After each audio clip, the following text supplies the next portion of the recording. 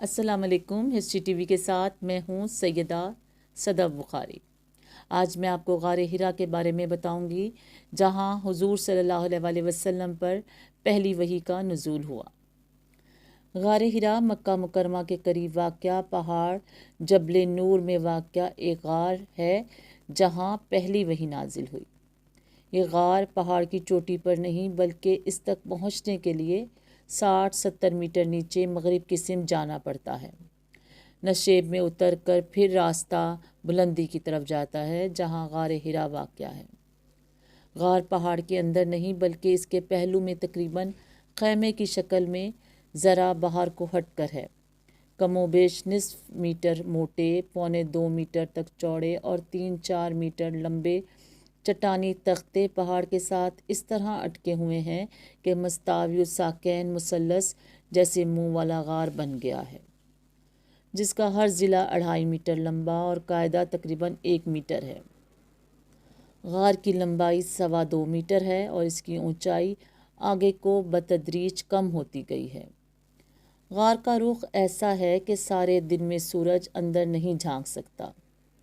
नबी करीम सल्लल्लाहु अलैहि वसल्लम जब 40 साल के हुए तो आप चंद रोज़ की खुराक साथ लेकर जबल नूर पर आते और इस गार में गौर व फिक्र और इबादत फरमाते थे।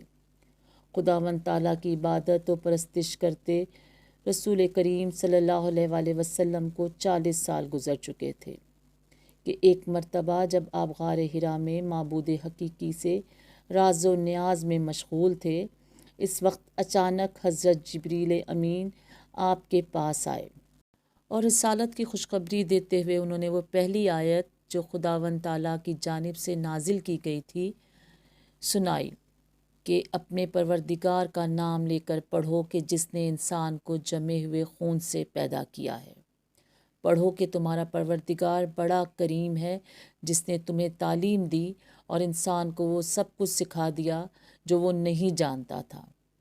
रसूल सल्लल्लाहु अलैहि वसल्लम ने ये जब आयत मुबारक सुनी और खुदावंद ताला की जानिब से पैगम्बरी की खुशखबरी मिली और आपने मुकाम किब्रियाई की अज़मत व शान का मुशाहिदा किया, तो इस नेमत उज़्मा को हासिल करने के बाद आपने अपने वजूद मुबारक में मुसरत व शादमानी महसूस की।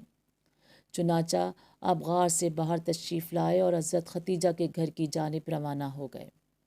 रास्ते में जितनी पहाड़ियाँ और चट्टानें थीं वो सब कुदरत हक़ से गोया हो गई थीं और पैगम्बर खुदा के साथ बाअदब व एहतराम पेश आ रही थीं और अस्सलाम अलैकुम या नबी अल्लाह कहकर आपसे मुखातिब हो रही थीं।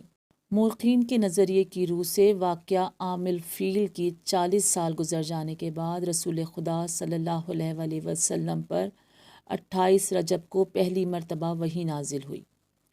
बस यही आयतें आप सल्लल्लाहु अलैहि वसल्लम जिब्रील अमीन से सुनकर इस हाल में गार हिरा से वापस हुए कि आपका दिल इस अनोखे वाक़े से काँप रहा था। खतीजा के यहाँ तशरीफ़ लाया और फरमाया कि मुझे कंबल उड़ा दो।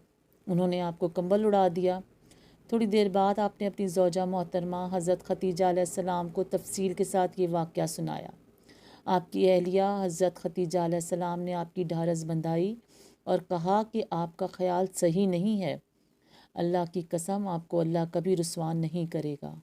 आप तो इखलाक फ़ाज़ला के मालिक हैं, आप तो कुनबा परवर हैं, बेकसों का बोझ अपने सर पर रख लेते हैं, मुफलिसों के लिए आप कमाते हैं, मेहमान नवाजी में आप बेमिसाल हैं और मुश्किल वक्त में आप अमर हक़ का साथ देने वाले हैं।